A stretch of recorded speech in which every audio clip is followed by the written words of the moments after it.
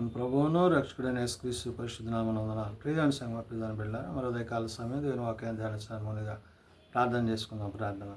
కృపగల తండ్రి, దయగల మహేశాన్ని బంగారు పాదాలకు లెక్కలేని వందనాలు, స్తుతులు, స్తోత్రములు.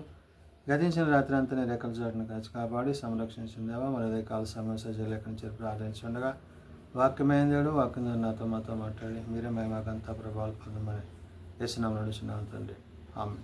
ప్రియమైన సంగమ ప్రధాన బిడ్డ నిజమకారి పాఠ చేయండి. దేని వాక్య భాగము ఆదికాండము 31వ అధ్యాయము 14 నుంచి 22 వచనములు ఈ విధంగా రాయబడినవి. ఆదికాండము 31వ అధ్యాయము 14 నుంచి 22 వచనములు ఈ విధంగా రాయబడినవి. అందుకు రాహేలును లేయాయు, ఇంకా మా తండ్రి ఇంట మాకు పాలు పంపులు ఎక్కడివి? అతడు మమ్మను అన్యులుగా చూచుట లేదా? అతడు మమ్మను అమ్మివేసి మాకు రావలసిన ద్రవ్యమును బొత్తిగా తీసివేసెను. దేవుడు మా తండ్రి వద్ద నుండి తీసివేసిన ధనమంతయు మాదియు మా పిల్లలదియునై ఉన్నదని కదా. కాబట్టి దేవుడు నీతో చెప్పినట్లే చేయమని అతని ఉత్తరమీయగా. ప్రియదేవుని సంగమా, ప్రియదేవుని బిడ్డలారా, యాకోబు తన భార్యలకు తెలియజేసిన విషయాన్ని బట్టి నేడు తన భార్యలు మరి తన భర్త అయిన యాకోబుకు ఉత్తరమిస్తున్నారు. ఏమని?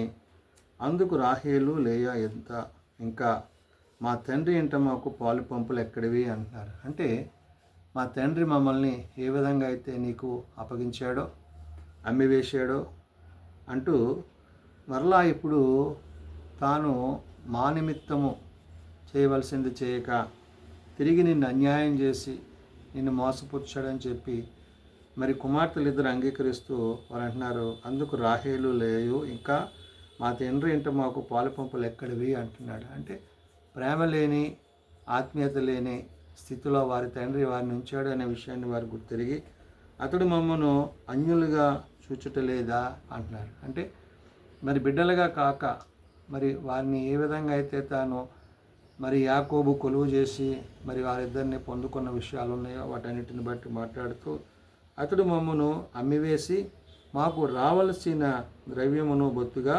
తీసివేసాను అంటున్నాడు. కాబట్టి మా తండ్రి మా మీద అంటే వ్యాపారంగా భావించినట్లుగా తాను ప్రవర్తించాడు. మరి తండ్రిగా తాను నిర్వర్తించలేదు అని చెప్పి కుమార్తెలు తండ్రిని గురించి మరి వారు కలిగిన విషయాన్ని భర్తకు యాకోబు చెప్తున్నారు. అయితే దేవుడు మా తండ్రి యొద్ద నుండి తీసివేసిన ధనమంతయు మాదియు మా పిల్లలదినై ఉన్నది కదా అంటున్నాడు. అంటే మాకు రావాల్సింది పోయింది, మా బిడ్డలకు రావాల్సింది పోయింది. ఈ విధంగా మా తండ్రి మమ్మల్ని అన్యాయం చేశాడు.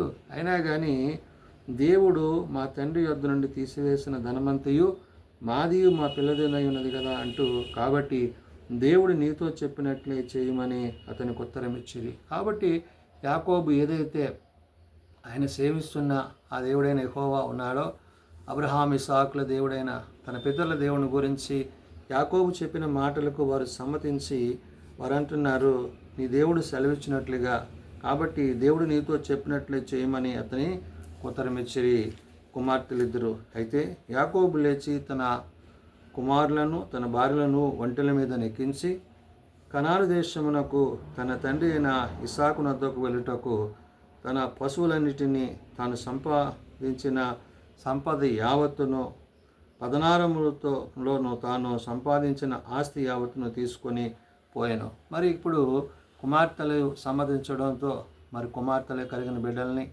మరి తాను తనకు కలిగిన సంపద అంతటిని అనగా కనాను దేశానికి మరి తాను తన తండ్రి అయిన ఇస్సాకు వద్దకు వెళ్ళుటకు తన పశువులన్నిటినీ మరి తాను సంపాదించిన సంపద యావత్తును 16లో తాను సంపాదించిన ఆస్తి యావత్తును తీసుకొని మరి ప్రయాణమయ్యాడు. అయితే లాబాను తన గొర్రెబొచ్చు కత్తిరించుటకు వెళ్ళి ఉండగా రాహేలు తన తండ్రి ఇంటనున్న గృహదేవతలను దొంగిలించెను.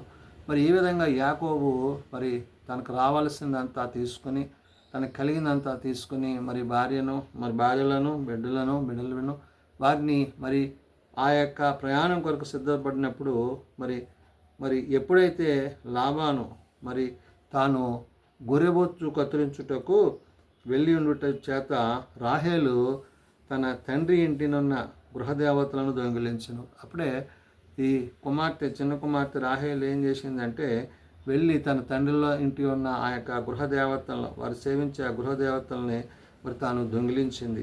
యాకోబు తాను పారిపోవచ్చున్నానని సిరియావాడైన లాబానుకు తెలియక పోవుట వలన అతడు మోసపుచ్చిన వాడాయను. కాబట్టి ఇక్కడ యాకోబు లాబానికి ఈ విషయాన్ని చెప్పకుండా భార్యలకి చెప్పి వారి బిడ్డలను తీసుకుని మరి రహస్యంగా తాను ప్రయాణమైన విషయాన్ని ఇక్కడ మనము చూడగలం. అంటే ఎక్కడ లాబానికి తెలిస్తే లాబాను వారిని పంపించకుండా మరలా ఆపివేస్తాడు. ఎందుకంటే తాను ఆ విధంగానే అనేక సార్లు తాను ఇబ్బందిపరిచి ఆటంకపరిచాడు కాబట్టి అందుకు యాకోబు తాను పారిపోవచ్చున్నానని సిరియావాడైన లాబానుకు తెలియక పోవుట వలన అతని మోసపుచ్చిన వాడాయను.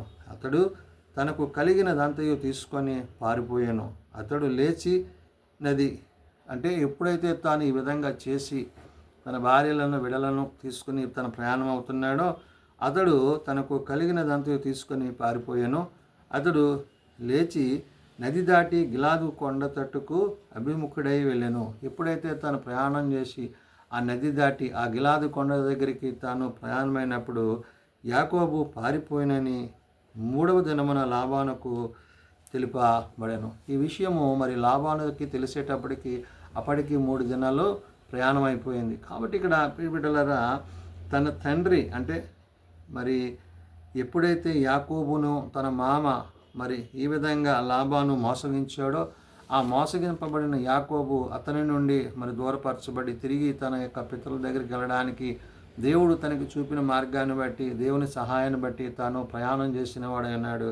ఎందుకంటే మరి తాను అక్రమంగా అన్యాయంగా అతని యొద్ద మరి చేయలేని పరిస్థితుల్లో తాను ఉన్నప్పుడు తన కుటుంబాన్ని తన భార్య బిడ్డలను ఇద్దరిని మరి వారి బిడ్డల్ని తీసుకుని తాను ప్రయాణం అయ్యాడు. కాబట్టి ఇక్కడ వాక్యం సెలవిస్తుంది ఏంటంటే మరి లాబాను అనేక సార్లు యాకోబును మోసపుచ్చాడు, తనకు రావాల్సినది కూడా తనకు రాకుండా చేశాడు. మరి తిరిగి తనకు ఉన్న అంతా కూడా తన కుమారులకు ఇచ్చుకున్నాడు. మరి కుమార్తెలకు వచ్చేటప్పటికి అన్యాయం మోసం చేశాడు. కాబట్టి నేడు మరి లాబానుకు తెలియకుండా మరి యాకోబు తాను ప్రయాణమై తన భార్యలను బిడ్డలను తీసుకుని ప్రయాణమై తాను ఏదైతే మరి అనుకున్నట్లుగా అతడు తనకు కలిగినదంతా తీసుకొని పారిపోయి అతడు లేచి నది దాటి గిలాదు కొండ తట్టు అభిముఖుడై వెళ్ళాను అంటాడు. కాబట్టి ఆ గిలాదు కొండ దగ్గరికి తాను వెళ్ళినప్పుడు అంటే దేవుడు తన ఈ ప్రయాణం అంతట్లో ఈ 3 దినాల ప్రయాణం అంతట్లో తనకి తోడై ఉన్నాడు. కాబట్టి యాకోబు పారిపోయినని 3వ దినమున లాబానుకు తెలుపబడెను.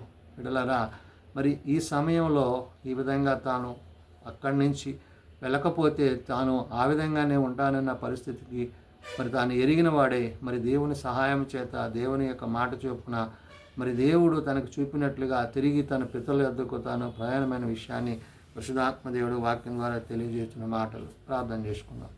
ప్రేమ నమ్మకం కలిగిన మా తండ్రి, కృప కలిగిన దేవాని బంగారు పాదాలకు వందనాలు. ఇదిగోనైనా ఉదయకాల సమయము మరి యాకోబు తన భార్యలకు తెలియజేసినప్పుడు మరి వారు దాని విషయమై వారు అంగీకరించి ఏకీభవించి తన తండ్రి తన పట్ల చేసిన ఆ యొక్క ప్రతి విధమైన కార్యాన్ని వారు గుర్తు చేసుకుంటూ మరి భార్యలుగా మరి మరి యాకోబు మాట విని తాను వెంట వారు ప్రయాణించుటకు వారి బిడ్డలతో కలిసి వారు ప్రయాణించుటకు వారు మరి ఇష్టపూర్ణముగా దేవుని చిత్తాన్ని నీ దేవుడైన యెహోవా సెలవిచ్చినట్లుగా నీ పితరులు నీ వద్దకు నీవు వెళ్ళడానికి దేవుడు నీకు ఇచ్చిన సమయాన్ని బట్టి అని వారు అంగీకరించి వారు ప్రయాణమై ఉన్నారు. అయితే ఈ విషయాలు లాభానికి తెలియనప్పటికీ ఆయన మరి దేవా మరి యాకోబును అక్కడి నుంచి తప్పించడానికి నీవు ఆనాడు యాకోబు తోడైన విషయాన్ని బట్టి వందనాలు. 3 దినాల ప్రయాణం తర్వాత లాభాన్ని తెలుసుకుని మరి దాని గురించి విచారించినప్పటికీ మరి తాను యాకోబు లాభానికి భయపడి ఈ పని చేసినని నేడు వాక్యము సెలవిస్తుంది. కాబట్టి నాయనా మా వ్యక్తిగతమైన ఆలోచనలకు మా వ్యక్తిగతమైన తలంపులకు మేము చోటీయక దేవాని చిత్తం ఏమైనదో ఆ ధనాన్న మరి యాకోబు నీ యందు విశ్వాసం ఉంచి నమ్మకించి నీ యందు భయభక్తులకి తాను ప్రయాణం చేసి ఉన్నాడు. కాబట్టి నేడు మేమును నీ అందటి నమ్మికను విశ్వాసమును కలిగి నీలో జీవించుటకు ప్రయాణించుటకు మా ప్రయాణమంతటూ మా ప్రయాసంతయు నీ యందు విశ్వాసంలో కొనసాగదై ఉండాలని నీ వాక్యము సెలవిస్తుంది. కాబట్టి నీ వాక్యమును బట్టి మేము జీవించుటకు ప్రార్థించుటకు నీలో కొనసాగుటకు మా అందరికీ నీ సహాయం దయచేయమని దీని దీవెనలతో నింపమని యేసునామమున నడుచున్నాము తండ్రి. ఆమేన్. పరలోకమందున మా తండ్రి, నీ నామం పరిశుద్ధపరచబడుగాక, నీ రాజ్యం వచ్చుగాక, నీ చిత్తం పరలోకమందు నెరవేర్చినట్లు భూమి మీద నెరవేరుగాక. మానవ దినాలు మాకు దయచేయము. మళ్ళీ ప్రార్థన చేసిన వారిని మేము క్షమించి ఉన్న ప్రకారం మా ప్రార్థనలను క్షమించము. శోధనలో ఏకాదశులను తప్పించము. రాజ్యము, శక్తి, మహిమ నిరంతరము నీవే నా తండ్రి. ఆమేన్. మన పరమతనైన దేవుని ప్రేమ, ప్రభువైన యేసుక్రీస్తు కృప, ఆదరణకర్త అయిన పరిశుద్ధ ఆత్మ సహాయము సదా తోడేయండి సంరక్షించునుగాక. ఆమేన్.